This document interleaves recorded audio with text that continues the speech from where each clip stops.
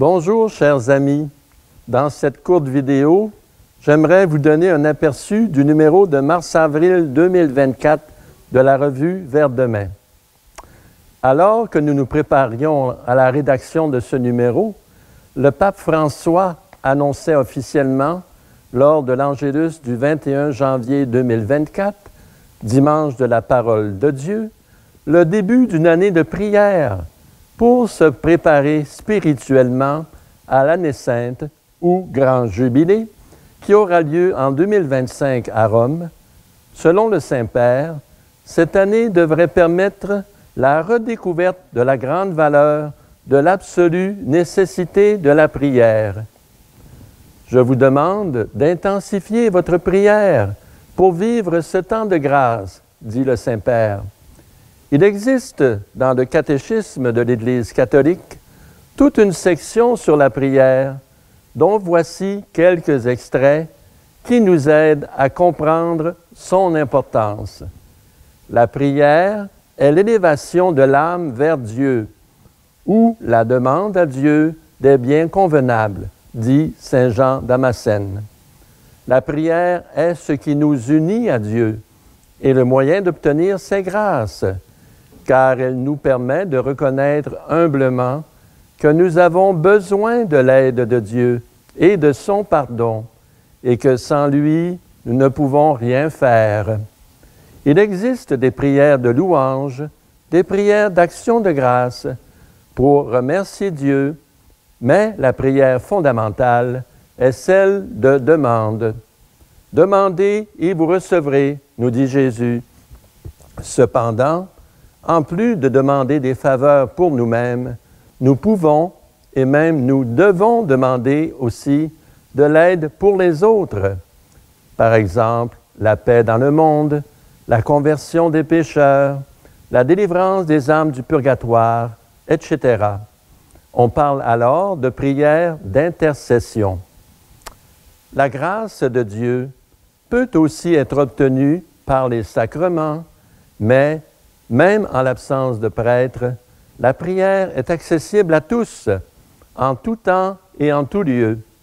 Saint Jean Chrysostome a écrit « Il est possible, même au marché ou dans une promenade solitaire, de faire une fréquente et fervente prière, assis dans votre boutique, soit en train d'acheter ou de vendre, ou même de faire la cuisine. Prier est une nécessité vitale.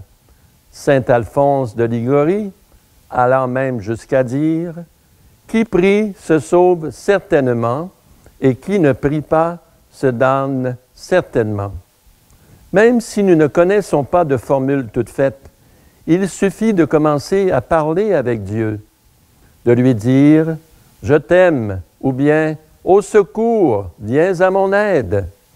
Comme le dit sainte Thérèse de l'Enfant Jésus, « Pour moi, la prière, c'est un élan du cœur, c'est un simple regard jeté vers le ciel, c'est un cri de reconnaissance et d'amour au sein de l'épreuve comme au sein de la joie. » Même en disant, par exemple, « Seigneur, je ne sais pas prier », nous sommes déjà en train de prier. Un jour que Jésus eut fini de prier, l'un de ses disciples lui demanda justement, « Seigneur, apprends-nous à prier, comme Jean l'a appris à ses disciples. » C'est alors que Jésus confia à ses disciples et à son Église la prière du Notre Père, qui contient 7 demandes, dont celle que sa volonté soit faite. De connaître, par exemple, quelle est notre vocation, ce que Dieu souhaite que nous accomplissions, de nous donner le pain de chaque jour, de nous pardonner comme nous pardonnons aussi aux autres, etc. Il existe plusieurs formes de prière recommandées par l'Église, dont la lecture des psaumes ou la liturgie des heures, les laudes et les vêpres, mais la forme la plus accessible, celle qui est même recommandée par la Sainte Vierge Marie dans toutes ses apparitions, c'est le rosaire ou chapelet de la Vierge Marie, ou dans chaque dizaine de « Je vous salue Marie », accompagnant le Notre Père, nous méditons sur les mystères de la vie de Jésus et de Marie. Dans les temps actuels, cette prière est nécessaire plus que jamais. Dans ce numéro de Vers de main, nous continuons de méditer sur les différents aspects de la vie de Louis Évin, fondateur de Vers de main, décédé il y a maintenant 50 ans. Toute la terre est au Seigneur, et si Jésus règne dans nos cœurs, Satan n'y aura plus de place. Et la justice de Dieu s'accomplira dans nos actions et dans la vie en société. C'est ce que Louis Évin explique en méditant sur le cantique « Nous voulons Dieu ».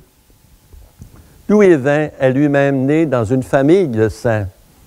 L'amour de Jésus et du prochain, c'est ce qui a inspiré Louis Évin à fonder l'œuvre de Vers de main et à s'indigner devant l'injustice en dénonçant ce qui fait obstacle au plan de Dieu.